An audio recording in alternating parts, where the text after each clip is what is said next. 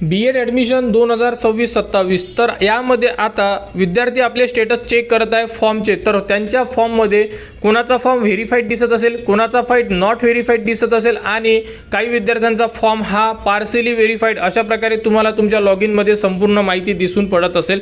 तर यामध्ये आता कोणकोणते विद्यार्थी इलिजिबल असणार आहे, मुदतवाढ होणार आहे का, या संदर्भात असे भरपूर जे प्रश्न आहे हे विद्यार्थ्यांच्या मनात निर्माण झालेले आहे. तर बघू शकता सर्वात पहिला पॉईंट की साईडवर अजूनपर्यंत मुदतवाढबद्दल कोणतीही अपडेट उपलब्ध झालेली नाही आहे. आणि राहिला प्रश्न विद्यार्थ्यांच्या फॉर्मचा, तर विद्यार्थ्यांचे फॉर्म अजूनही व्हेरिफिकेशन सुरू आहे असं आपण म्हणू शकतो, कारण की यामध्ये अजूनही विद्यार्थ्यांचे फॉर्म नॉट व्हेरीफाईड आहेत. नॉट व्हेरीफाईड म्हणजे त्यांचे फॉर्म अजूनपर्यंत चेकच करण्यात आलेले नाही आहे, त्यामुळे त्यांचे फॉर्म नॉट व्हेरीफाईड आहे. जसा तुम्ही फॉर्म लॉक केलेला आहे त्याचप्रमाणे तुम्हाला दिसून पडत असेल. तर सर्वात प्रथम आता आपल्याला करून घ्यायचं आहे लॉग इन. लॉग इनमध्ये तुम्हाला संपूर्ण माहिती दाखवतोय आणि त्यानुसार तुम्हाला समजून सुद्धा सांगतोय की आता पुढील प्रोसेस काय करायला पाहिजे आणि आता यानंतरची प्रोसेस काय असू शकते या संदर्भात सुद्धा आपण डिटेल्समध्ये माहिती घेणार आहे. तर सर्वात प्रथम विद्यार्थ्यांना लॉग इन करून घ्यायचं, तर कॅन्डिडेट लॉग इनला क्लिक करा. त्यानंतर आपला ईमेल ID टाका, पासवर्ड टाका आणि सर्वात प्रथम साइन इनला क्लिक करा. साइन इन केल्यानंतर बघू शकता इथे तुम्हाला पर्सनल इन्फॉर्मेशन फॉर्म तुमचा कन्फर्म आहे म्हणजे तुम्ही लॉक केलेला आहे. इथे बघू शकता डॉक्युमेंट व्हेरिफिकेशन नॉट व्हेरीफाईड.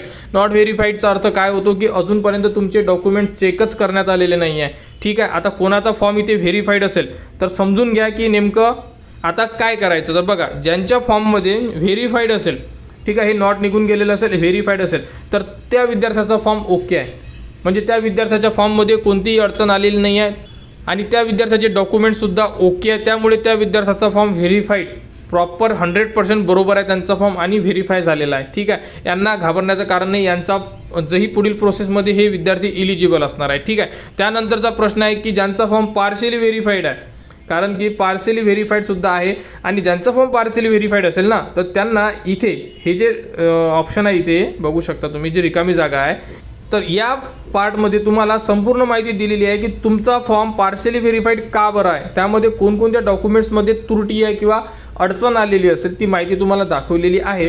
तर तुम्ही सुद्धा म्हणजे पार्शियली व्हेरीफाईडवाले विद्यार्थीसुद्धा पुढील प्रोसेसमध्ये इलिजिबल असणार आहे. क्लिअर. त्यानंतर आता ज्यांचा फॉर्म नॉट व्हेरीफाईड आहे आम्ही काय करायचं असा प्रश्न तुम्हाला निर्माण झालेला असेल, कारण की हा फॉर्मसुद्धा मी भरलेलाच आहे स्वतः. तर यामध्ये सुद्धा अजूनही 15 दिवस ते साधारणतः 10 दिवस झालेले आहे हा फॉर्म भरून, अजूनही हा फॉर्म नॉट व्हेरीफाईड आहे, म्हणजे डॉक्युमेंट्स व्हेरीफायसुद्धा केलेले नाही आहे. तर आता बघा या विद्यार्थ्याला वेट करावं लागेल, कारण की या विद्यार्थ्याचा फॉर्म ऑलरेडी सबमिट आहे, लॉक आहे. इथून अनलॉक करण्याचा प्रयत्न केला तर अनलॉक होत नाही, कारण की डेट ही ऑलरेडी संपलेली आहे, म्हणजे आता हा विद्यार्थी काही करू शकत नाही. तर हा विद्यार्थी फक्त वेट करू शकते. डॉक्युमेंट व्हेरिफिकेशन सुरू आहे असं आपण समजू शकतो, कारण की पुढील वेळापत्रक जाहीर झालेलं नाही आहे, पुढील डेट एक्सटेंडबद्दल कोणती माहिती आलेली नाही आहे, म्हणजे साधारणतः साईडवर कोणत्याही प्रकारची माहिती उपलब्ध नाही आहे. त्यामुळे तुम्हीसुद्धा आता एक विचार करा, यामध्ये मुदतवाढ होईल असं वाटत नाही आता, कारण की जर झाली असती तर हे 22 किंवा 23 तारखेला आपल्याला समजलं असतं. आज 24 तारीख आहे, कोणतीही साईडवर अपडेट नाही आहे. डॉक्युमेंट नॉट व्हेरीफाईड असेल तर तुमचा फॉर्म व्हेरीफाय होऊन जाणार असं आपलं मत आहे. ठीक आहे, किंवा तुम्ही टोल फ्री जो नंबर दिलेला आहे तुम्हाला साईडवरती B.Edच्या, त्यावरती एकदा कॉल करू शकता. ज्यांची फॉर्म नॉट व्हेरीफाईड असेल त्यांनी करा. ज्यांचा फॉर्म पार्शियली व्हेरीफाईड आहे, तुम्ही पहिली जी प्रोव्हिजनल मेरिट लिस्ट लागेल त्यामध्ये तुम्ही इलिजिबल आहात. ठीक आहे, फक्त एवढंच आहे की तुम्हाला मेरिट लिस्ट लागल्याबरोबर त्यानंतर एक चान्स देण्यात येणार, त्यामध्ये तुमच्या डॉक्युमेंटमध्ये जोही प्रॉब्लेम आहे, जेही एरर आहे ते तुम्हाला त्यामध्ये इन्सर्ट करून तुमचा जो प्रॉब्लेम आहे हा सॉल्व्ह करून तुमचा फॉर्म व्हेरीफाय करून घ्यावा लागेल, म्हणजे तुम्हाला सुद्धा व्हेरीफाईड यायला पाहिजे. ठीक आहे, तर अशा प्रकारे भरपूर साऱ्या अडचणी विद्यार्थ्यांना फेस करायचं काम पडत आहे या वर्षीला. या अगोदर एवढा प्रॉब्लेम नव्हते, विद्यार्थ्यांचे फॉर्म व्हेरीफाईड किंवा पार्शियली व्हेरीफाईड हे दुसऱ्या किंवा तिसऱ्या दिवशी होऊन जायचे. ठीक आहे, आता राहिला प्रश्न की विद्यार्थ्यांचे फॉर्म अनलॉक होत नाही आहे, कारण की डेट संपलेली आहे, तुम्ही तुमचा फॉर्म अनलॉक करू शकत नाही. तुमचे फॉर्म लॉक असेल तर तुम्ही यामध्ये इलिजिबल होऊन जाणार, परंतु ज्यांनी फॉर्म इनकम्प्लीट असेल, इथे लॉक नसेल, कन्फर्म नसेल, ते विद्यार्थ्यांचं आता आपण एक्झॅक्ट सांगू शकत नाही, कारण की त्यांनी फॉर्म त्यांचे लॉक केले नाही आहे. त्यामुळे तर व्हेरीफाईड आणि पार्शियली व्हेरीफाईड हे विद्यार्थी तर 100% पुढील फेरीसाठी इलिजिबल आहे, म्हणजे प्रोव्हिजनल मेरिट लिस्टमध्ये त्यांचे नाव येऊन जाणार.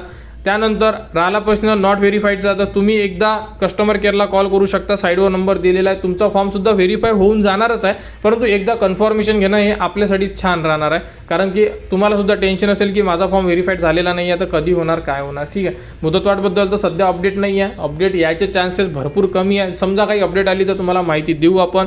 त्याचप्रमाणे पुढील जे वेळापत्रक असणार आहे, आता पुढील प्रोसेस काय असेल बघू शकता. तर पुढील प्रोसेस असणार आहे प्रोव्हिजनल मेरिट लिस्ट. जर यामध्ये मुदतवाढ झाली नाही तर पुढील प्रोसेस असेल प्रोव्हिजनल मेरिट लिस्ट. आणि प्रोव्हिजनल मेरिट लिस्ट नंतर ग्रीव्हियन्स राहणार आहे, ज्यामध्ये ज्यांचे फॉर्म पार्शियल व्हेरीफाईड आहे ते परत आपले डॉक्युमेंट्स टाकून व्हेरीफाय करू शकतात, म्हणजे त्यांचे फॉर्म कन्फर्म करू शकतात.